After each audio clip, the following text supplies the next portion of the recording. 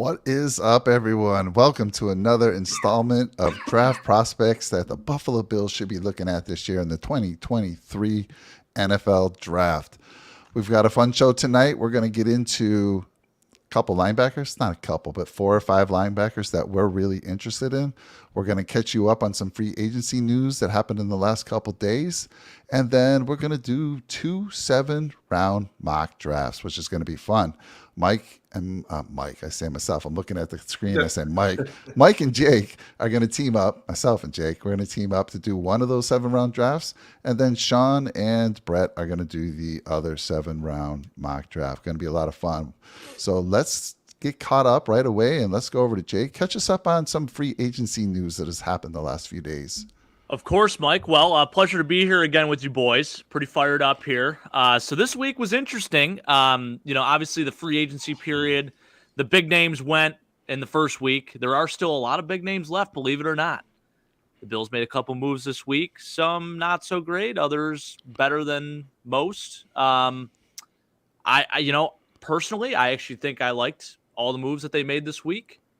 However, sometimes you do scratch your head at times because you just don't know really what's going on in Brandon Beane's head. So it started off this week with the signing of Trent Sherfield, who is a solid football player, a little bit of size. He's a slot receiver, 6'1", 206, really, really good blocking receiver, and unbelievable with yards after the catch. And I think that is something that the Bills have really strived for in terms of their signings in this offseason here, between Deontay Hardy and now Trent Sherfield.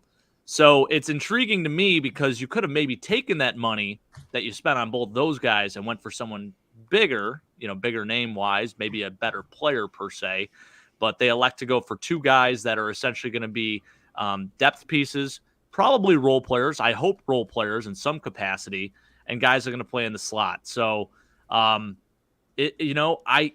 more and more I look at the signing, the more and more I actually do like it. Just in terms of him being a blocking receiver. Now, this does tell me one thing. It tells me that potentially Sean's boy, Jake Kumaro, may not have a job. There may be a chance that he gets cut, because another thing that Trent Sherfield does extremely well, right from the get-go, is play gunner. So I'll tell you this. I really do like the signing more and more as I look at it. He had a career high in yards last year. And guess what he said when he came to Buffalo? He wanted to play with an elite quarterback. How did he become a better receiver? Playing with an elite quarterback. So I love the mentality already.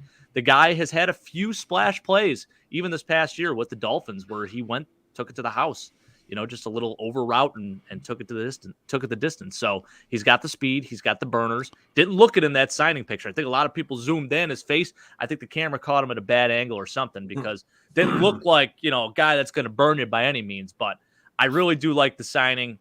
Mike McDaniel, first off, is a wizard. Let's see if Ken Dorsey can capitalize off of what Mike McDaniel did with Trent Sherfield and make him into a contributor for this team. So that is the first signing of the week.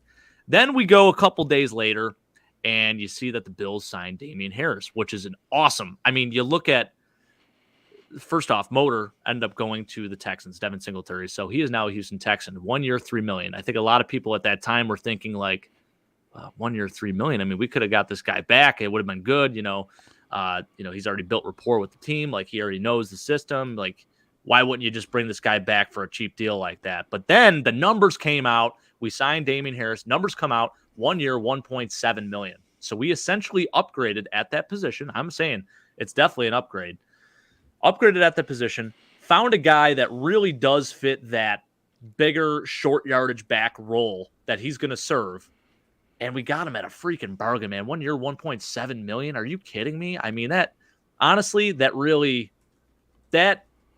dates back to the days where we're, crowning Brandon Beane this offseason champion of being able to negotiate and bring these guys in for a cheap deal. And that's exactly what he did with Damien Harris. And I absolutely love the move. Guy scored 15 touchdowns in 2021. This past year, he's banged up a little bit, but every time he seemed to play against the Bills, he showed up. I think he had 3 touchdowns actually in that Monday night game against us this past year. And then the year before, in that win game, took it the distance, had one of the only scores of that game. So Really, really like the signing here. He's got a great attitude. He's still young. He's got a lot left in the tank, and he's going to be a great complementary back to James Cook. So absolutely love that move. First off, his press conference was incredible. Again, just two guys that it does echo what the Bills are looking for in terms of high character guys. So both him and Trent Sherfield absolutely epitomize that, and I love the move. I absolutely do. So then fast forward to technically today at 12:15. I think it actually happened last night, but the signing officially happened with David Edwards, a guard that played with the Rams. I will say he got absolutely cooked in the game that we played against him in the opener. Jordan Phillips made him his little B word. Spin moves on him. Really took him to town. He got absolutely dummied against us. But I will say this, Aaron Cromer loves the guy. I think his first couple of years were better than what they were this year. This year, he only played in 4 games. He was banged up all year long. I think he actually got hurt in the game against the Bills. I think he's a nice added depth piece. Again, it's one of those things where you look at guys that we could have potentially signed, and it's like, why aren't you signing starters? Well, we technically did in Connor McGovern, and I think they have enough confidence that Ryan Bates is going to be the other starting guard. So when you look at what we did, it's just another depth piece. I don't mind the move. He's a big body guy, 6'6", 3-something. Love the size there that he's bringing.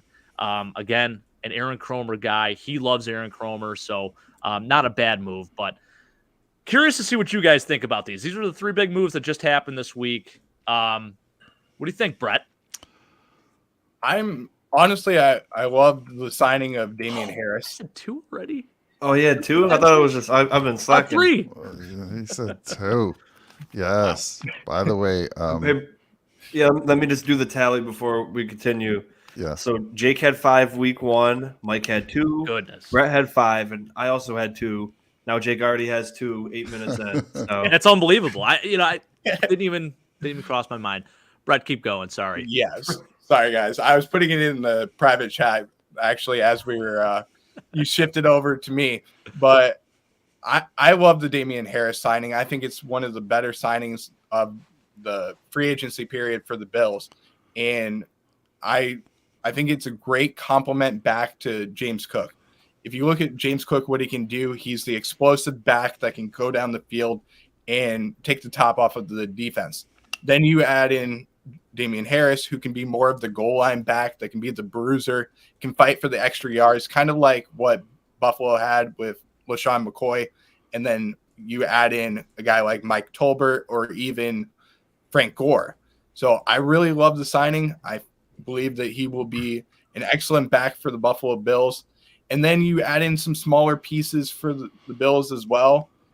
It's also going to help out with the depth along the line because we don't have a really good offensive line. And I thought that the line was really bad last year, in my opinion, especially when it came to the interior offensive line. So I believe that we've upgraded the line, and that's one of the things that we needed to do this offseason. And while I wanted to do it through the draft, Brandon Beane said, no, we're going to go with our guys. We're going to fix it with Ike Bucker coming in. We're also going to fix it with David Edwards coming in. 2 great pieces. One guy that played in the Super Bowl, another guy that's been a very good backup for us as well. So we're filling positions, and now it looks like we're going to probably go with either a playmaker on the outside perimeter for a wide receiver or another guy in a linebacker or even possibly a defensive lineman in the first round. Sure seems to be setting itself up that way. And that's a good point too, Brett. The fact that David Edwards has played in the Super Bowl, so he has that experience under his belt. He's won a Super Bowl. He knows what success looks like.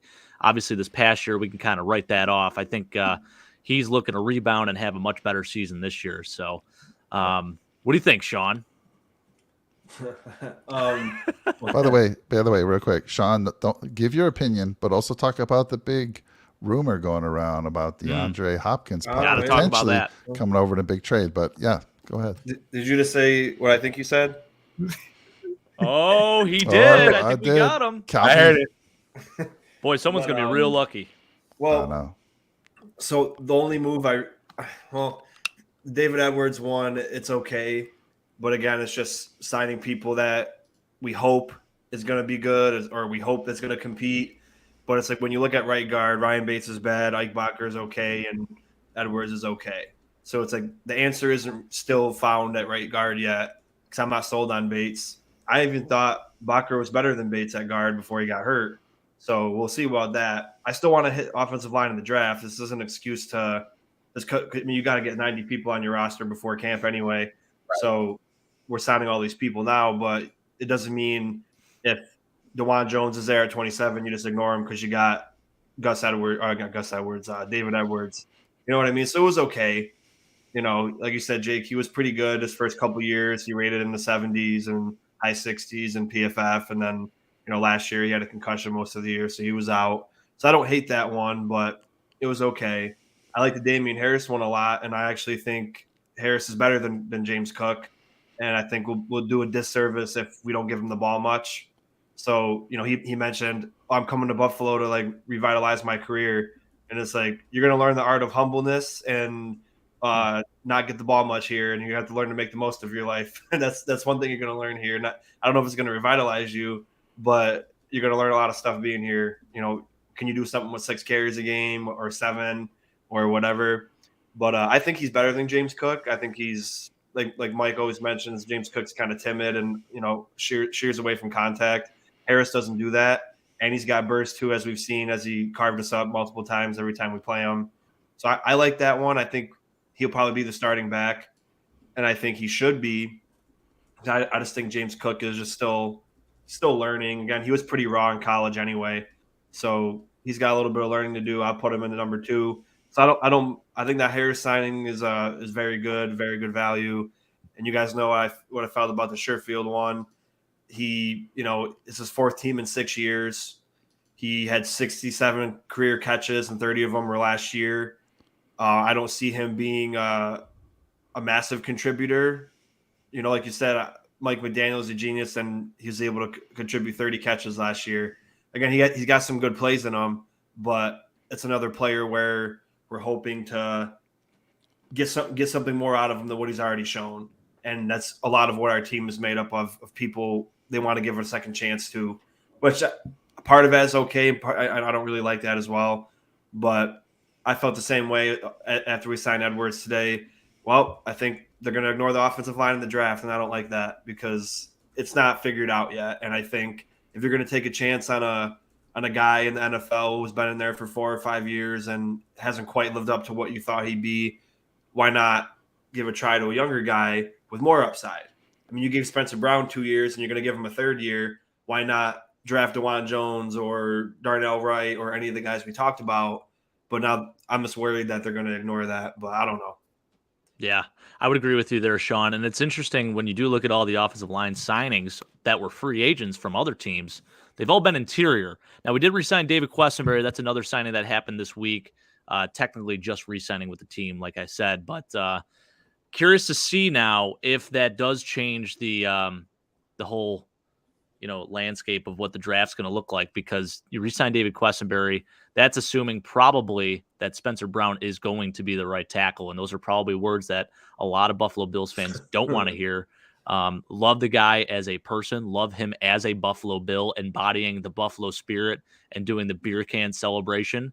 But in all honesty, I think he's better suited for heavy packages, maybe as an extra blocker, especially in the run game, because that's where he does thrive. But as a starting right tackle, I just don't know, man. I think a lot of us are very over it as him being the starting right tackle. So I don't know, man. I hope that they take a very hard look at DeJuan Jones and other guys out there, you know, especially, you know, even if you have to do it in the second round, if the guy isn't available in the first round, still look in the second round. You can get a guy like Matthew Bergeron, who I love. So I guess we'll see what happens with that, but time will tell. You have to consider it. Like I said, at 2 years now, he's been bottom 5 in his position. And I know you like the guy. I know you drafted him. Yeah. But don't just be like, I have utmost faith and confidence in him. Well, you should, but you should still be actively looking to upgrade. I get maybe if they don't go guard in the first and second round and right, just focus on one tackle and then maybe a center and a third, that's fine. Because, yeah, you got Bates has, you know, he's signed on the roster, you got a contract. You think he's going to start. You got competition with Bacher Edwards. I can understand that. I would still like to get a guard or the center guard flex position, but you have to get a tackle. Like you have to absolutely have to get a tackle in the first or second round because Quisenberry is a great guy. You know, he kicked cancer's ass. I love him for that, but he's not a starter anymore. He's a good backup. He was better than Brown when he went in, but he's just not a starter.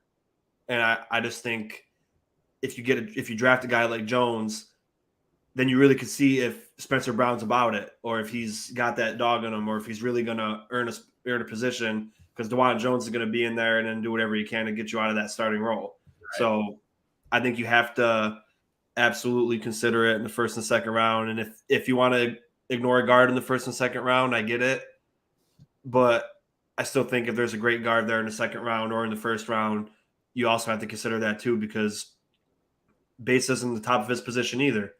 If you're top 10 to top 15, I could see, oh yeah, maybe I'll keep them. But if they're not, you have to be actively looking, especially if you're a team like Buffalo looking to improve. And that's where I'm at with all of it. I agree with you, Sean, and I do think that the signing of Quisenberry is going to be something that helps Buffalo because we didn't have a swing tackle that was a backup on the roster at the moment, especially with Bobby Hart being gone. And then Quisenberry was a free agent as well. So now you can add Quisenberry in as the swing tackle for left tackle as well as right tackle. And now you can look at drafting somebody in the first or second round to be the replacement potentially. I use the word, yes. I will admit it. I'll take the $5 there. That was worth it. That was worth it for that one.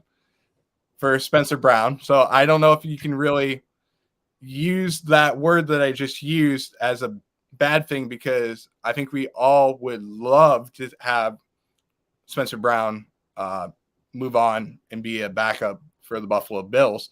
So if you add in a DeJuan Jones or even Anton Harrison or whoever the case may be in the first round, now you have a really good offensive line. You're upgrading it just like the Kansas City Chiefs did. While we didn't go after the big name free agents, you have some great depth along the line. You have guys that can move from one position to another, and now you have the versatility along the line. So you saw last year what happened with Buffalo. Almost every game, there is a different player at a different position. So now you have to use the versatility and move players around. And I think that's one thing that Buffalo needs to do a better job of, is getting that versatility and having players that can play each position, which we didn't have last year. Hey, real quick. So let me give you my thoughts real quick. And I do want you to give the DeAndre Hopkins update. Oh yeah. I'm sorry about that, Mike. I totally forgot. Yeah. Why don't you start with that? How much truth do you think there is to that? And what are you hearing in this rumor? From what I've seen, it started off Arizona was looking for like a second round pick and a little bit more, but the word has been said it's looking more like it's going to be a Brandon Cooks type deal, a fifth and a sixth rounder.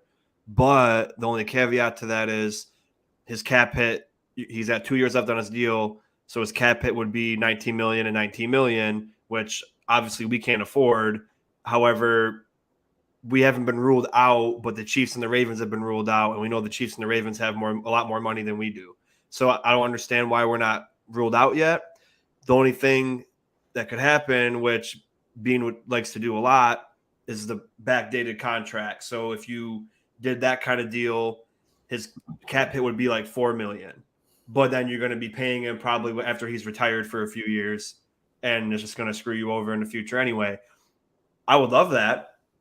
I don't know, as far as the trade scenario that Jake sent, I don't know how true that was, but it was Isaiah Simmons, a 5th round pick, and Hopkins for Oliver and Davis. I don't know if how true that was, and I don't think that's a great deal for the Cardinals. Oh, they'd be getting boned on that one. But I don't know how the truth of that is, but I think he would be a great fit in Buffalo, and the teams that they mentioned are interested in him. Most of them are bad or not contenders, so I could see it happening. I highly doubt it, but if we did, the only way we could do it is if you do that backdated money or whatever the term is, where it drops the cap hit from 19 million a year to 4, but then you'd be paying him for, it's like Bobby Bonilla, you'd be paying him for a few years after he's done. And I don't know if I'd like to do that either. Yeah, that's interesting. I agree with you there, Sean. When I was looking at it, guys. Oh, sorry, Brett. Go ahead. No worries. I wanted to add in a question. Do you think that there might be an issue in the locker room with some leadership on the offensive side of the ball, especially after what we saw in the last game that the Bills played, where Stephon Diggs was throwing his hands up at Josh Allen? I think that these moves they're helping with some leadership issues that we have, and especially Damian Harris, who is a really good leader in the locker room for the Patriots. And then you bring in Sherfield, who he wasn't a big name for the Miami Dolphins, but what he brought was that grit to the team, and he filled in for especially with the wide receiver room, they had some big players that wanted the ball, and Sherfield didn't necessarily want the ball. He did everything that he was supposed to, and I think that that's what Buffalo is lacking. So I want to know, do you guys agree with that? 100%. We're missing an attitude on that offense. I mean, the only guy that seems like he's in it at all times is Steph Diggs. And I think at certain points it gets to his head, and that's where he loses control because no one else is really feeling the same way he probably feels like, because he's out there. You know what you're going to get with Steph Diggs. He's a chippy guy.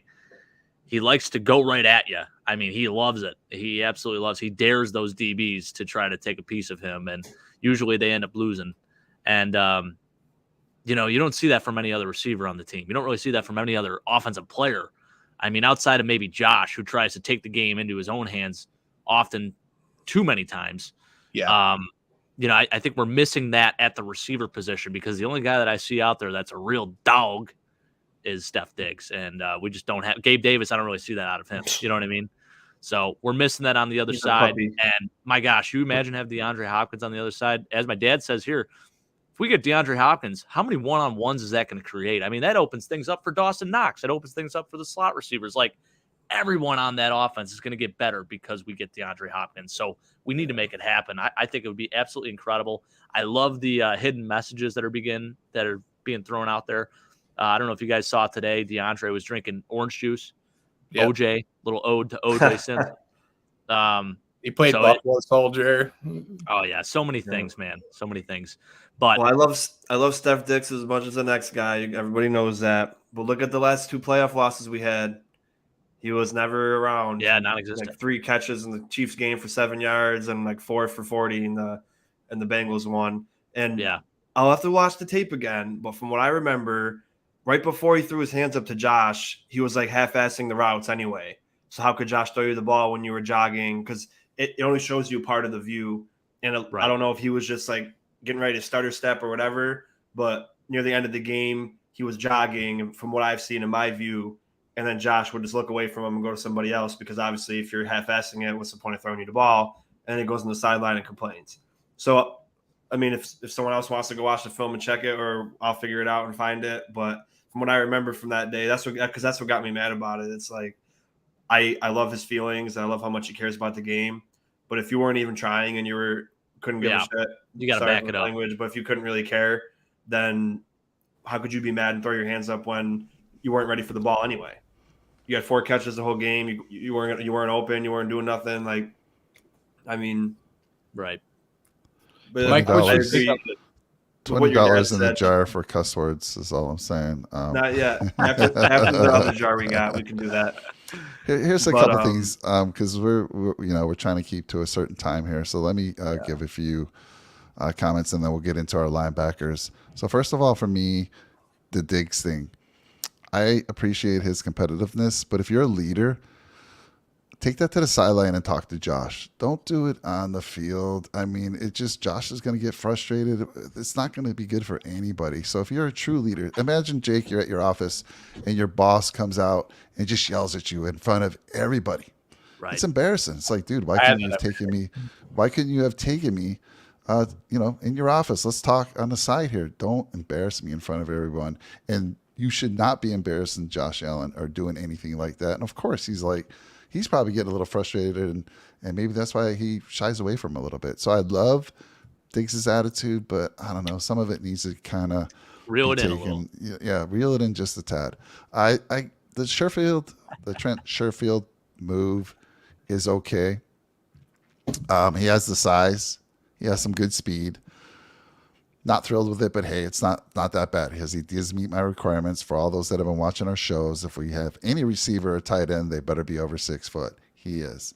I do like the Damian Harris pick, although Jake keeps respecting my guy, Devin Singletary. Stop disrespecting our guy. Listen, no disrespect to Motor. That guy did everything in his power to be the best Buffalo Bill he could be. With the worst O-line ever. For extra yards all the time. You can't hate on him. And I'll tell you what, no one had more heart than Devin Singletary, Mike. And, hey, I owe you wings because of him. So I have not forgotten about that. He'll do Ben great works in with you. Houston. Ben does work with me. Ben works with you. That's right. I think I met Ben. So his dad's the boss, right? That's right. Right. So I get it. Like, I've worked at smaller companies, and that boss will come out and just rip us a new one in front of people. I did work for a guy out there in Buffalo, Burt's Sporting Goods. You guys ever hear of that? Wow. That's right down the street from us. Okay. That's my dad. Yeah. So that's who? That's my dad. No, I worked for Burt Sporting Goods for a year. That was one of those cases. It wasn't great, huh? You ever been a nice Burt? No. Burt and Ernie. I don't know. Maybe. Oh, yeah, Burt and Ernie. That's true. I mean, come on. There was a receiver named Burt Emanuel back in the day. I don't know if you guys remember him. All right. Well, all good stuff. Thank you guys for going through that. We are 27 minutes in. All right, let's get into some linebackers. Yeah. We're going to start with Jake, and Jake's going to talk about Dorian Williams. Start us off, Jake. Huge fan of this young man. Probably a day 3 pick, but I see a lot of options with the Bills here. He could play extremely well in the zone scheme. I think one of the biggest things that he is known for is his coverage skills. The guy tested extremely well at the combine. He ran 4.49, so he can cover tight ends. He can cover slot guys if he needs to. Run sideline to sideline. Does a really nice job of read and recognition. And the biggest thing about him that you guys are going to love, excellent tackler. Had 17 tackles in the Cotton Bowl against USC. And that game was legendary for many reasons. But he was the defensive MVP of that game. Helped Tulane win that ball game, by the way. I think he had a few tackles for loss as well. So I'm a huge fan of this young man. I took him in our last mock draft. And actually, it was my mock draft. But I could see him being one of the 4th-round picks for the Bills in this year's draft, 100%. I think people are just a little down on him, obviously, just because he played in the American Conference. People didn't see as much exposure in the bigger games. But the one game that really does stick out to me, when he had to play against USC in the Cotton Bowl, guy absolutely dominated. And that's where you love to see that production, because he went up against some really good players on that team there. A lot of future pros. Had some battles against my guy Andrew Voorhees as well. Guy loves to take on blocks. I know he's 6'1", 228. That looks a little smaller in terms of frame. I actually think he has a very good NFL frame, especially with the modern day linebacker being around that size now, those off-ball linebackers. So for me, I think he's beautiful in this Bills defense. He could play the will linebacker. There's a fit for him at the will. There's a fit for him as a strong side linebacker, fit for him as an actual inside linebacker as well. So I really like what he brings. I think athleticism is off the charts for him. I think he was the 4th rated linebacker at the combine in terms of athleticism. So, all of the good things that he brings, I think he's just going to continue and carry that on when he comes into the league. And another thing, too, that the Bills are going to love, play a little bit of special teams. So tremendous leader, special teams guy, gritty, and can cover. A lot of people are worried about what's going to happen with Tremaine Edmonds being gone. Are you going to have a good coverage linebacker in there? Right now, I don't know if we have that guy on the roster. I mean, you look at Matt Milano, he can cover, but who's that replacement for Tremaine Edmonds right now? Right now, it's looking like Tyrell Dodson or potentially Terrell Bernard. And both those guys, I feel like, have been a little underwhelming. Now, you got to give Terrell Bernard the benefit of the doubt. It's his rookie year. He's supposed to be pretty good in coverage, but let's bring this young man in, give some more competition, and we'll see what happens. But, guys, I think it'd be an awesome pick in the 4th round. I know we're talking, like maybe the Bills will take a linebacker now in the 1st or 2nd round, but if we don't, and he's on the board, I think it's absolutely worth it. Yeah, one of the sites I went to, Jake, actually compared him to Milano a little bit. Yeah, very It's like similar. I mean, basically the same size. Yeah. Sean, let me throw it to you. We'll take turns here. We'll have two guys speak on each one of these linebackers, and then we'll move on, and I'll flip it around, of course. Sean, what's your thoughts on Dorian? Yeah, I love this guy. Absolutely. I think he's the gem of the draft. The 4th round pick doesn't seem like you're going to get a great starting caliber player, but I think he's going to come out, be ready to start, and then as the years go, turn into one of the best linebackers in the league. I just love how he plays the game. He's ferocious. He's talented. He's fast. He hits hard. And again, he's got the coverage aspect, which is what Edmonds was best at.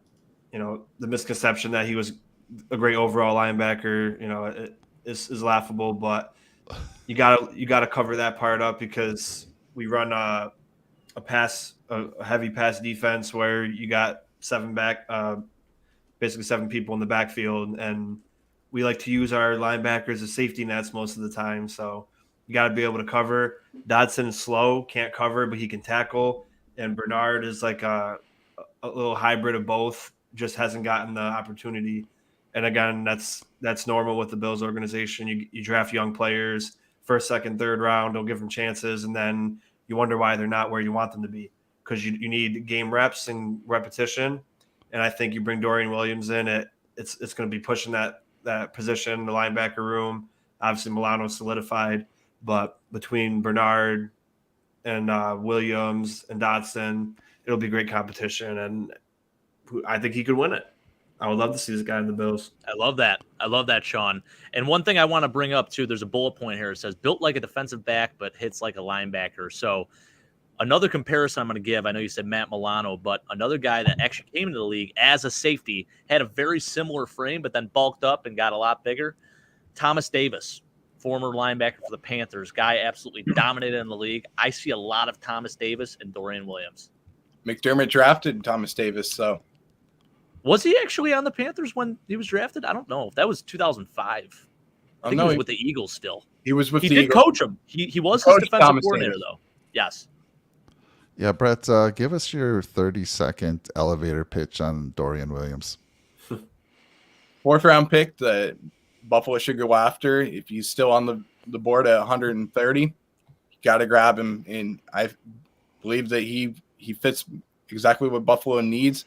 He's a smaller linebacker that can hit like a bull, and that's what Buffalo needs. Awesome, love it. I have no comment on these smaller guys, and you'll know why when we get to mine. So I'm going to move on. We're going to move on to the young gun himself, talking about Drew Sanders. Talk to us, Brett. A little bit bigger. Now you're starting to interest me. Now I'm like listening. Let's go. Drew Sanders played for Alabama when he first came into college, and he was there for 3 years. Didn't get a lot of playing time. But last year with Arkansas for 1 year, excellent time. He played over 850 snaps overall. He had about 67 tackles, and he wasn't known for his coverage ability, but the biggest thing that I look for in a linebacker for the Bills is, number 1, size. Number 2, the weight, which fits exactly what Buffalo needs at 6'4", 235 pounds. 3rd round projection that runs a 4.53. He also is a very good pass rusher, which is something that Buffalo struggled with last year, was the ability to disguise coverages. And when I looked at the linebacker position for the draft, I was looking for somebody that could come in, and if you needed him to come in and blitz the quarterback, he could do so through the middle of the line. And he was the one that I looked at, and I saw each and every time that he was asked to do that, he came in and he got to the quarterback. But when you need him to drop back in coverage, he's not the best overall. Like it says on here, where he's not a consistent tackler, but he does have the ability to take the angles at the correct times, which is something that he does a very good job of. He's explosive as well. And when I saw him at the scouting combine, he was somebody that made plays. And I believe that the projection for 3rd round is exactly where Buffalo should fit. And I think he's only going up. He's trending up and could potentially go into the 2nd round. I'm on the same trend that Jake is already with the same word, but that's my second time saying it. You guys are going tit for tat with that. I know we're going to give somebody a really good prize. I mean, they might win a new Lamborghini or something like that. By the end of this, they may. They really may. I mean, we're one away from $100. Oh, wow, I love it. That's incredible in 2 shows. Holy but smokes! He fits Buffalo, and I think that with what Sean McDermott can do with the linebacker position, especially without Leslie Frazier, I believe that he's only going to get better when it comes to the NFL. And he's someone that I can't wait to see in a uniform. And I believe he's going to be the defensive rookie of the year this year. Okay. I love that prediction, Brett. Mike, you mind if I just take this away? Because this got me all fired up. I absolutely love this. You talking about a bigger linebacker? Sure. I'm going to do it. I'm going to do it. Listen, everyone's worried about filling the void with Tremaine Edmonds. Yeah, you lose an inch here. He's 6'4", 235. Guys almost as athletic as they come. He's definitely one of the most athletic linebackers in this draft class. And I think in terms of this draft class as a whole, it is super athletic. And this is the year to probably take a linebacker early on if you decide to do so. So as much as we hate to admit that maybe the Bills should take one, I think maybe they just should, because I'll tell you what, the more and more I look at these guys, the more and more excited I get. I'll tell you what, that 3rd round projection, I think that is going to be squashed. I could see him going even early 2nd, to be honest with you guys. I've seen some mock drafts having him go in the 1st round, which is absolutely bananas. But I think the biggest thing you're going to get with him is downhill. And he's unbelievable as a pass rusher, too. You could set him on blitzes. He could be in blitz packages, something the Bills don't do a lot of, but he gives you the opportunity to do that. On top of that, I think with him, his physicality is a lot better than what Tremaine Edmonds brought. So, gosh, if the Bills have a shot at him, I say go ahead and take him. I would take him in the 2nd round, to be honest with you. Yeah. I love it. Again, it meets my criteria. I've been saying this all along. I'm going to hold off on too many comments because my next guy's up and he's similar size here, and I'll say all the good things then. But my only concern here, he's not got a lot of experience, right? He's only started a single season, so that's my only concern there. But I love the speed, I love the size, I love the weight. Put on a few more pounds, my goodness, let's go. Old school middle linebacker who can rush off the edge. Give me that all day. Sean, give us your 30-second to 1 minute elevator pitch on this guy. Yeah, I'm with you, Mike, about the only one season as a starter kind of worries me. And he's smiling too much. They don't make linebackers with that he's same, too much of a pretty boy, huh? That same killer instinct like they used to. They all smile, though. They don't have the battle scars yet, the college boys. But no, everything you guys said was great. I mean, he's a little light to be going off the edge. I think he'll just get thrown around like a rag doll. But I mean, other than that, I like all the tangibles he has, and I think he will be a great player in the NFL. I don't know if he'll be the defensive rookie of the year, but I think he'll be solid. And if we get a guy like this, you have to play him, especially because he already has no experience, that much experience. You can't draft him and be like, oh, you're a special teams guy, and then maybe in 3 years before your contract ends, we'll let you play a little bit, and then we'll let you go. You have to actually let these guys form and play. That's how just anything. You have to put it towards your job. Oh, how am I going to get better at my job? Being in the field doing the work or not? And it sounds really redundant and stupid, but the best way to be better at something is to practice at the highest level. And practice is different. You're practicing, but it's not the same as going against an enemy trying to win. So let these guys play. If you draft Drew Sanders, you got to let him play, at least compete for the starting role. If he earns it, he has to play. And then if he messes up a little bit here and there, you have to let him take the battle wounds. That's how you improve and get better. So I don't hate it. I like it, but they got to stop smiling, these guys. I love that, Sean. Well, hey, how about if we take Drew Sanders? We better take his teammate, who's much grittier and has an even more incredible name, Bumper Pool. That's his teammate. We take him in the 7th round. I think that'd be a great pairing there.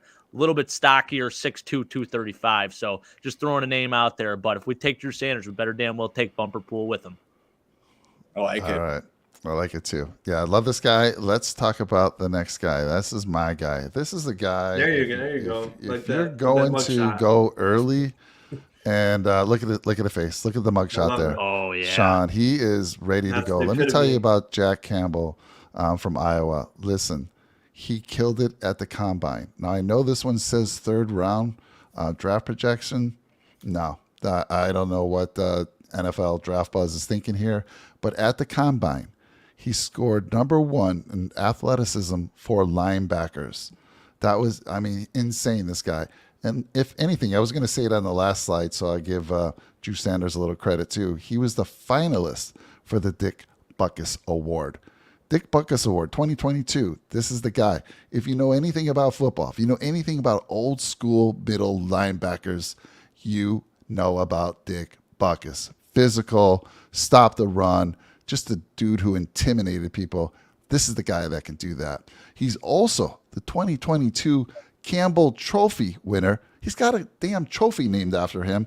I mean, if that's not a sign, let me tell you what the Campbell Trophy is, right?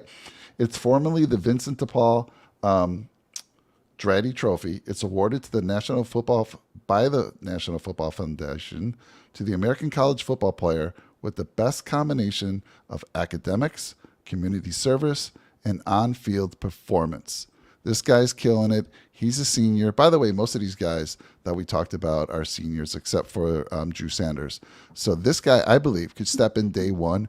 And Jake, listen, man, I love you.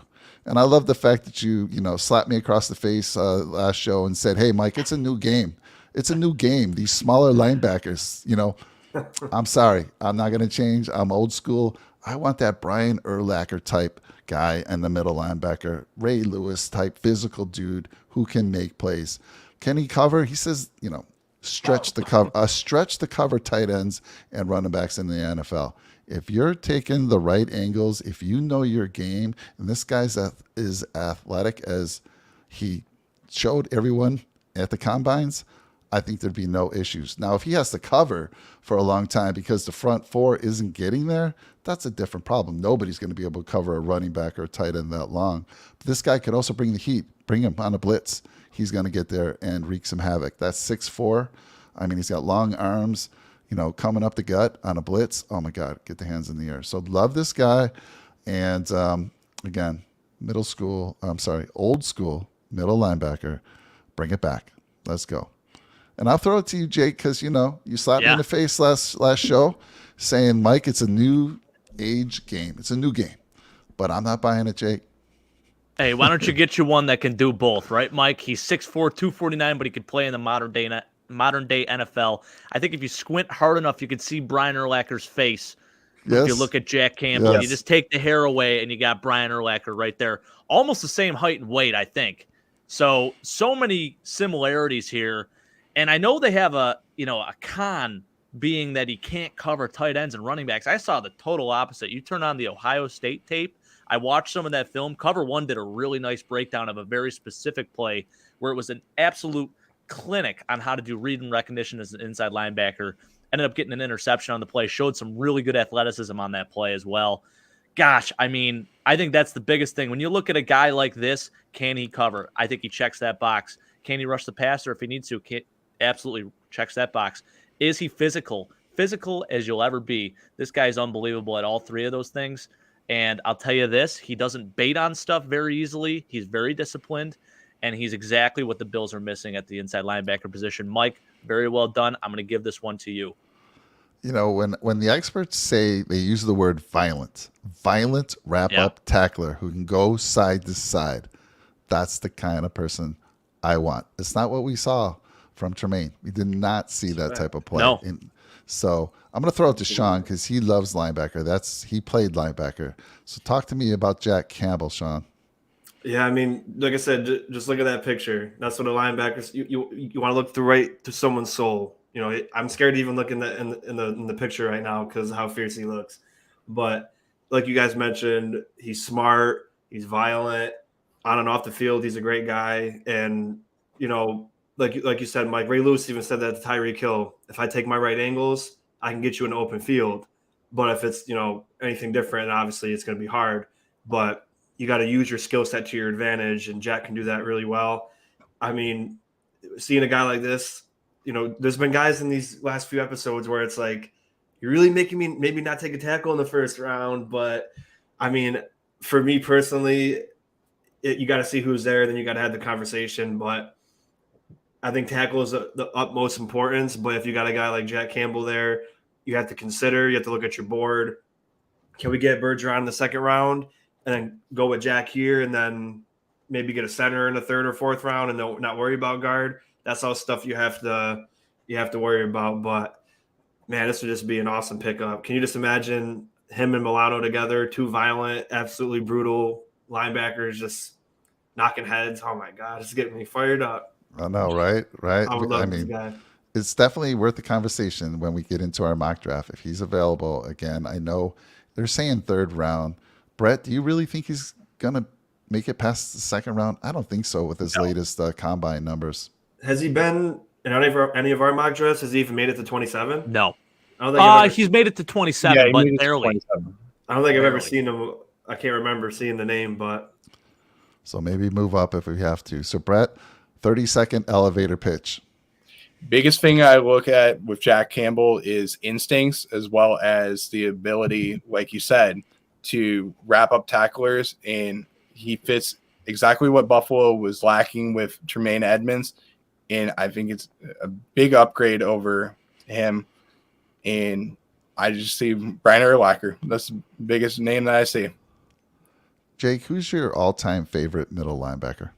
Patrick Willis is my all-time favorite middle linebacker, but I'll tell you what, I do love Brian Urlacher, and I can see it, Mike. Just squint, just look really hard. You can see it right in his face. That's Brian Urlacher all day, baby. Real quick, Sean, your favorite middle linebacker of all time? I mean, I had to say Urlacher or Lewis. I had, remember those fat heads that they had when we were a kid? Well, not Mike. I know you're just a tad bit older than us. Yeah. Wow. We were kids. And you look great, Mike. You don't look your age at all. You look incredible. But Thank you, man. I always liked the Bills, but I liked players a lot when I was younger. So I loved Brian Urlacher. There was I don't remember his name now, but there was a guard on the Packers that I loved. I got his jersey custom made just because I liked the guy and playing in Madden and stuff. But Urlacher was probably my favorite linebacker, and then Ray Lewis is a close second. Love it. Brett, your favorite? London Fletcher, by far my favorite player. Hey, put that guy in the Hall of Fame, huh? Exactly. Yeah. I mean, between what he did for Buffalo and then going over to Washington and the career that he had in Washington, every year when there's a game that we were going up against him, I feared him on the field, and you knew he was going to hit hard. And he did it until the end, and he was by far the best player that I've seen play in the modern day NFL, besides probably a Brian Urlacher. So for modern linebackers, Ray Lewis was up there, but I think that London Fletcher hit harder than Ray Lewis, to be honest with you. There's no wow. I'm gonna say it. Come on. I love London Fletcher, man, but no, Ray I do Lewis. think he hit harder though. Trust me. I don't know. Oh man, Big L trying to bait us. He's definitely got promise. Promise, Big L. I know you meant to say promise, but Sean, who was that guard? Who'd you have a jersey of? Was it Mike Wall or Josh Sitton, or who do we have there? I swear, I looked through every roster, and what the name I thought it might be, I don't know. I can't actually say the name, but what I'm kind of thinking in my head, I didn't see that name at all. But what year? The number was 65, and it was like 2003 to 2006. I feel like he had long, a little bit longer black hair. Number 65. He was a guard. So Josh Sitton fits the bill for that a little bit, but I don't think can't remember 65. the name. I felt like 71. I felt like it was a unique name, but then like I looked at the roster with 65, and Mike maybe it wasn't Wall. 65. Maybe he was 60 something. He was 60 something, but I just couldn't. Was a tackle. For the life of me, I couldn't remember. But it was around the Favre was there still, obviously, and it was probably between 2003 and 2006, maybe 7. I'm gonna think of this. I'm gonna try to think of this in the background while you guys are doing your. Try to get pictures too, because maybe if I see a picture of his face, I'll be like, "Oh, I love this. I live for this." Yep. All right. Well, let's move on to Sean. He's going deep into the well to find this gentleman, and then afterwards we got an honorary mention that Brett's gonna talk about. We don't have a slide for this guy, which after Brett told me about him, I'm like, how did we not pick this guy for one of the 4? But Sean, go into the well. Hey, when I was looking at him, I wasn't really looking at, where his draft potential was, the first thing I looked at, well, before I get into that, let me go back to how much linebacker means to me and go back to my glory days in high school football, just really quick, just to give the backstory about why I love linebackers so much. So when I was a sophomore, I was playing varsity, and the head coach only wanted me to play one position. And I played running back. I was a center from 7th and 8th grade, and I played running back in 9th grade.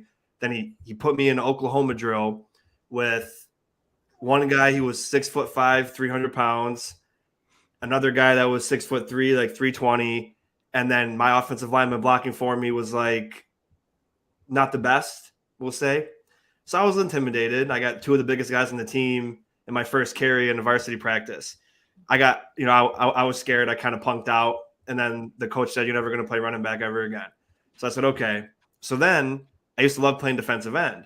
So when the first team offense was going, I went up against the best right tackle, the best left tackle on defense when we were playing the scout defense, and I was just blowing up everything. And the linebacker coach grabbed me by the scruff. He got a really high voice. He goes, "You gonna play linebacker for me?" I go, "Okay, I don't play linebacker, but I will." And then it's a Vontae Davis voice. Oh, he was in a biker gang. He had slicked back hair, curly in the back. His muscles were like this big, and he's like, "Kula, you gonna play linebacker?" I'm like, "All right, let's do it." And then I worked my ass off in practice, and then he'd put me in all the drills against the best linebacker on the team, and then I ended up starting. So my sophomore year was saved by busting my ass on defensive end, which showed that I could, have the guts to play linebacker according to this coach. And then he worked with me, and then, it was a position I never played before. I ended up starting, and then, the rest is history. So that's my backstory about linebacker, and it's really funny. And, I love it. I still love that coach to this day. And, it was one person gave up on me for one little thing, and then I was able to make something out of it for the rest of my high school career. So really awesome. But the reason why I picked this guy and I didn't pick the guy that Brett's going to talk about was because the one thing I looked at first was missed tackles. And a lot of these college guys had like 18 missed tackles, 20 missed tackles. He had 4 all last year. So that was my reasoning that I went with him mainly instead of the guy that Brett's going to mention, because the guy that Brett's going to mention had, I think it was between 16 and 20 missed tackles. And I was like, we were the worst, or sorry, not the worst, but bottom 3 in team tackling last year. Yeah, he's not the greatest pick. He's not the best height. I know Mike doesn't like his height, but 6'2", 226, that's a good build. 6th round pick, great value there. And senior, so he's got experience. But like I said, the being able to tackle should be a main priority especially for a linebacker. And yeah, he's got some things to work on, but he's really fast. Game speed, I know the 40 times says 4.6, but he plays fast. He is strong. Yeah, he's not tall, but he can also cover. And that was another thing I looked at too. I think he had about 250 coverage snaps, and he was pretty good at it. And if you want to ignore linebacker in the first few rounds, I thought it was my time out of all. I've been picking first-round picks and second-round picks. I thought it was good to go into the well, like Mike said, and pick a guy. Mike, did you figure out how to pronounce his name? Because I don't want to screw it up. I was going to ask you. I'm like, can you say his name for the audience? Dennis. Sirvocea Dennis. Okay. If you guys want to talk about having a duplicate of Matt Milano, this is it. Yeah, and another guy. Look at that face. Killer instinct right there. That's right. Brett's guy and Jake's guy were smiling ear to ear, like, I'm going to the NFL. I can't wait. These guys are just like, I'm ready to kill every running back I see. I love that attitude, because you need that. You need to be vicious and ferocious to play linebacker, because it's an unforgiving position. When you just look at if you played it in high school or college, you're not bigger than offensive linemen, and sometimes you're the same size as running backs, and you got big offensive linemen. I always preach to you guys, admins used to wait for contact. No, you have to be the one to initiate the contact, whether the guy's 50 pounds bigger than you or not. So that's what I like about linebackers and the linebacker tendency, and what I didn't like about Edmonds. I didn't like that he wasn't ferocious. I didn't like that he was scared to hit holes. Once in a while, he hit somebody hard, but he hit his teammates harder than he hit players in his time here. So once in a while, he had it in him, but you need a guy it's like a light switch. Once he gets on the field, all he sees is hitting hard and tackling and doing the right thing. So he embodies that. And again, late round pick. We only have 6 picks this year. End of draft on a high note with Sirvocea, and I wouldn't be angry. I love it, Sean. I love that you find in a gem later in the draft. In the event we ignore linebacker early on, Brett, let me throw it to you. Let me throw it to you for your thoughts on really Sirvocea. He's trying. People He's will got a say lot it, of don't worry, promise. Big Al. He's got a lot of promise, Big L. The one thing that I really liked about what Sean brought up is the violent wrap-up tackler, which is something that we need, as well as the ability to play zone coverage, which is something that I thought that Tremaine Edmonds didn't necessarily fit that scheme that we were trying to run. So I think the pick is perfect. I think that the speed is kind of worrisome for me a little bit because 4.65, I'm looking for a linebacker that can run around 4.5, somewhere in that range. So the speed concerns me a little bit, but for him to come in and play with guys like Terrell Bernard and Tyrell Dodson and compete with them, I'm totally okay with that. And if he can compete and win the job, I'll be happy with Sirvocea Dennis being our middle linebacker for the future. Jake, I'll throw it to you, but one comment Sean had is that he was seeing a lot of these guys miss tackles.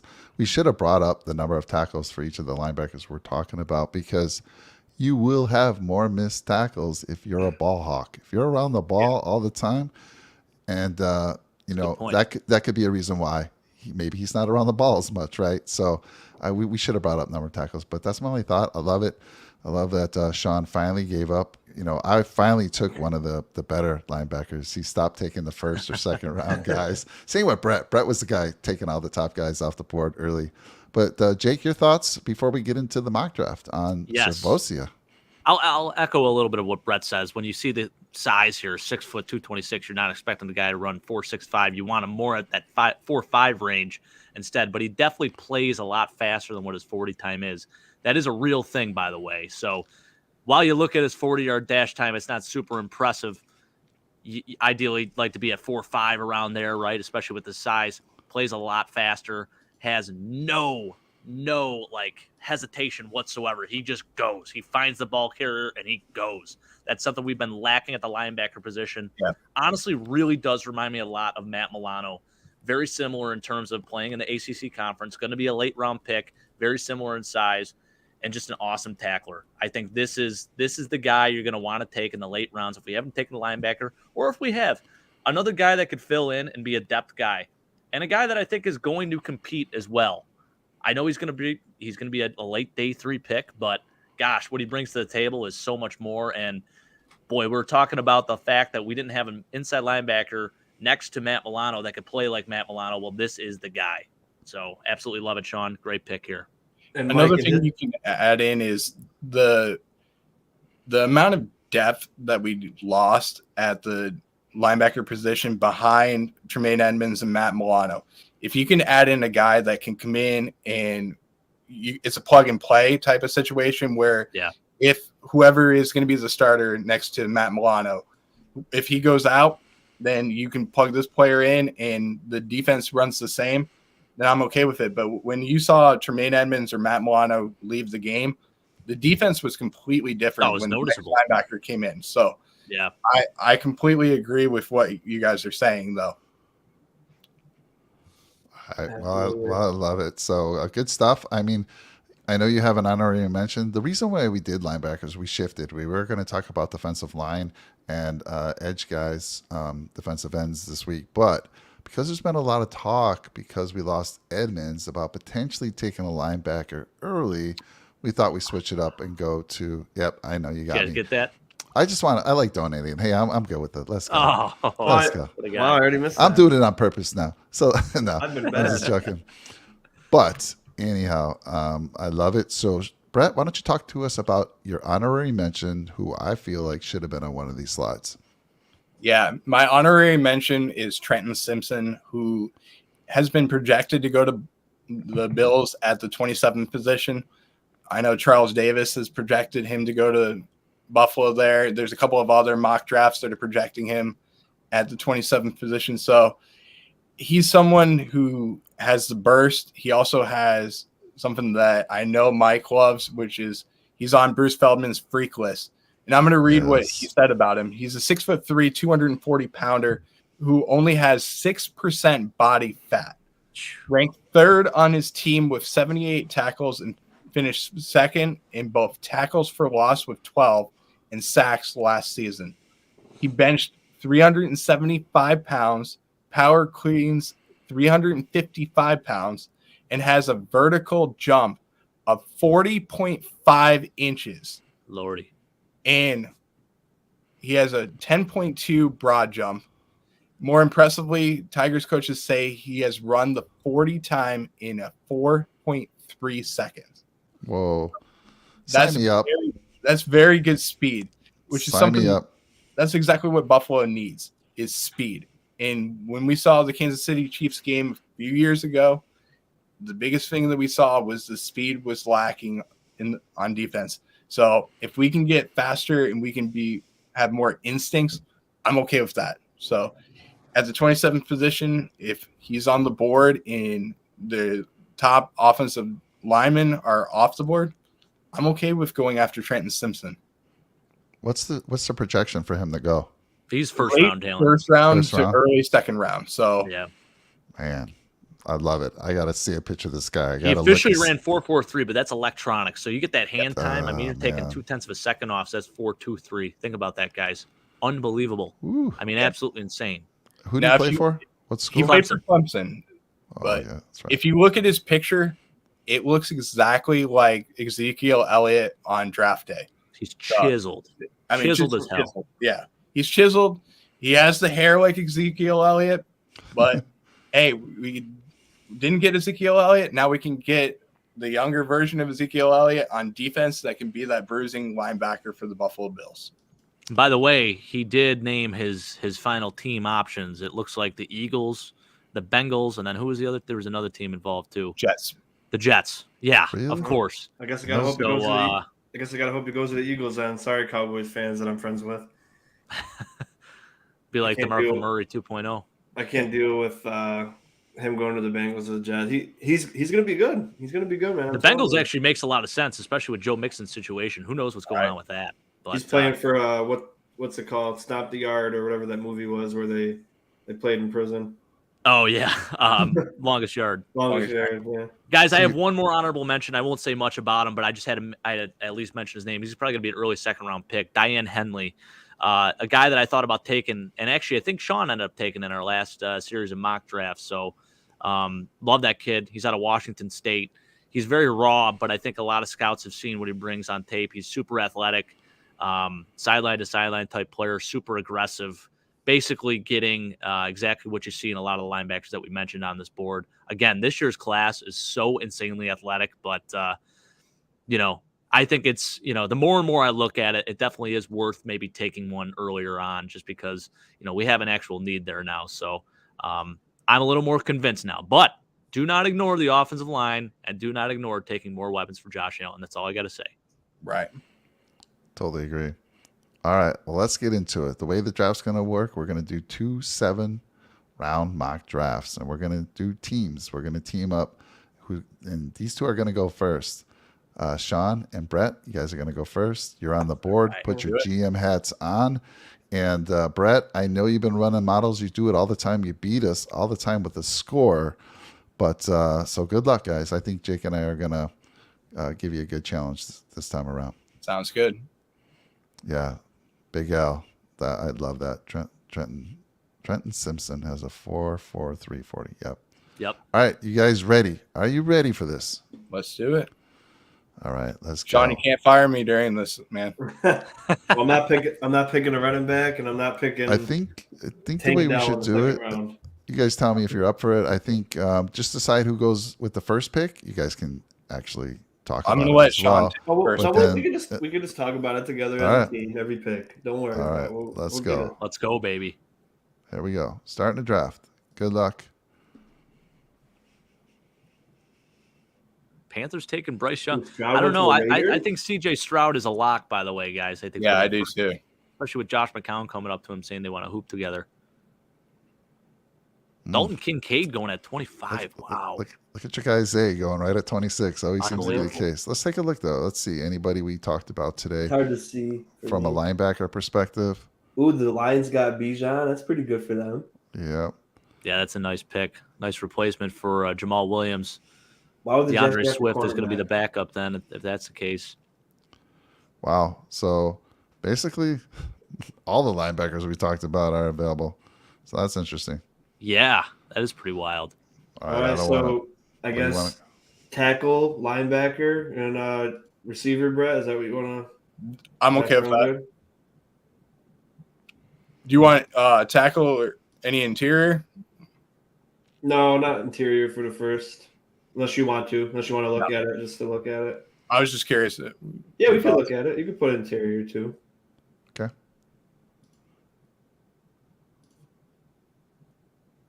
Yep. See, Wow. it's tough. It's tough because you got Harrison, you got Jones, you got Torrance, you got Avila, and you got Campbell.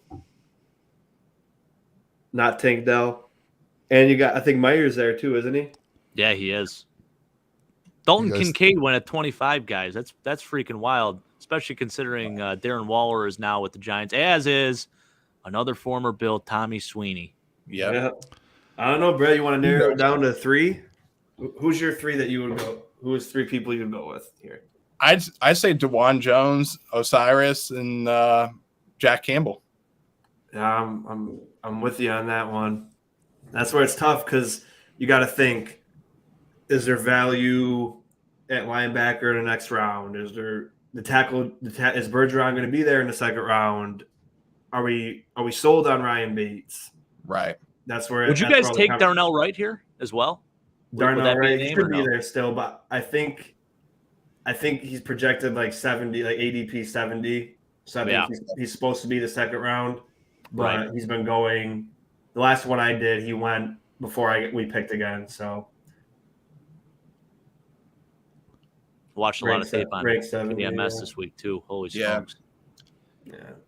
I don't know, bro. I think I still say I Juan. think you got to go with Jones here. Yeah, I completely agree. Final I know answer, it's guys? It's tough. I- It's tough. I'm going to have to go with him though. All right. This is honestly a spot where you could trade back. Yeah, they'll figure all that stuff out, but They'll figure that stuff out, but in this Or- position, the board is right there where you could trade back. or you could stick with the first round pick Jones, trade up in the second round, Right. get Campbell in the early second round, and then either way you want to do it. It's all depending. But as good as Campbell is and as much of a freak he is, I still think you gotta get Spencer Brown out of there because Jack Campbell's not going to win us a Super Bowl, but an offensive line might, because as we always say, the Chiefs and the Bengals are going to score points regardless. The Jaguars are up and coming team. They're getting Calvin Ridley next year on top of what they had last year, and then the Chargers on paper are great again. You got to beat these teams with offense, so I think you got to protect Josh, get Spencer Brown off the field. So that's my reasoning. Yeah, I agree. DeJuan Jones? DeJuan Yeah. Jones. All right. Welcome to the Buffalo Bills, DeJuan Jones. If this happens when we're live on TV draft night, I think we'll all be excited. And that just go. Oh, Jack Campbell went to the Saints at 40. So you either got to pick him. Either got to pick him early or trade up. Yeah. So by this point, it looks like you figure most of those linebackers, those top three guys, are probably gone, and then you're left with my guy, Dorian Williams. Yeah, there you go. Brett, who do you want to? You could pick the positions now to look at, and then we can talk about them. Wide receiver too. I say wide receiver.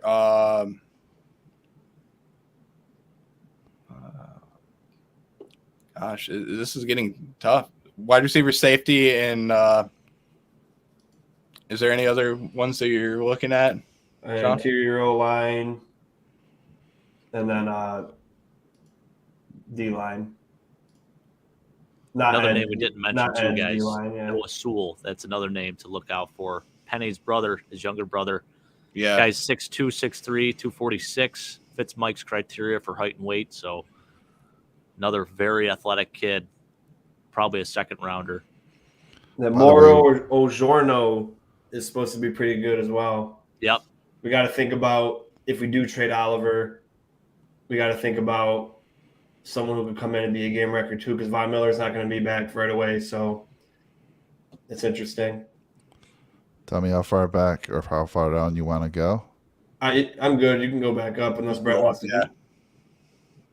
In this position, I don't know about you, Sean, but I'm looking at ways to save money on the salary cap too. So Luke Whippler is a player that I think could come in and be the starter for Mitch Morris. And I know we've talked about the offensive line a lot, but saving $8.7 million if he's cut post June, that money can be used for another player. So I like Whippler. There's no other interior left, or are they just farther down because of the other positions? Further down. If you want me to remove some, I Yeah, can do that. no, you could. Yeah, just remove everyone else first, I guess, just to make it easier for you. Wow. Voorhees Wow, Yeah. where did I can't remember their names right now. They're always there in the second John round. Michael Schmitz, Joe Tittman. Yeah, they're Tittman's both always gone. there in the second round. So is Steve Avila. JMS. They're Yeah. gone. Yep. Wow. That changes things though. But I guess in that case you got to take Whippler because he'll be gone, and then you have to take Voorhees in the 6th round and then have him play next year. Yeah. What someone's going to do, obviously, they're going to pick him or undrafted free agent or something. But yeah, I would go Whippler here. You good with Whippler, Brett? Whippler? 100% on board. All right. Welcome to the Buffalo Bills. The Luke Buffalo Whippler. Buckeyes. That's Two Ohio State insane. kids. That's insane that every other time Tittman and JMS were there, and now they're not. Yeah, it is That's pretty just- crazy. That just That's tells crazy. me they're rising up the boards. Maybe they had a great combine, and the site's catching up. There's, because this site pulls from different mock places. Okay, Williams available. I would Wow. say linebacker, wide receiver, tight end, defensive line. Parker Washington available still. Wow. That's beautiful. Him and Jaden Reed both. Love it. Could you add safety in here too?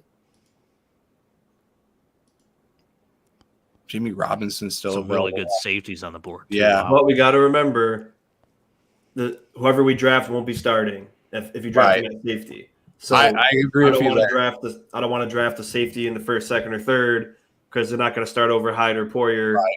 And then you remember Hamlin's probably coming back, and I think obviously if he plays like he did last year, he'd be the backup.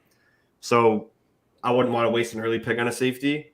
I because they're agree. gonna be starting, and then Poyer's got a 2-year contract, and I don't know about Hyde, but I wouldn't pick a safety here personally. But competition at the big nickel too.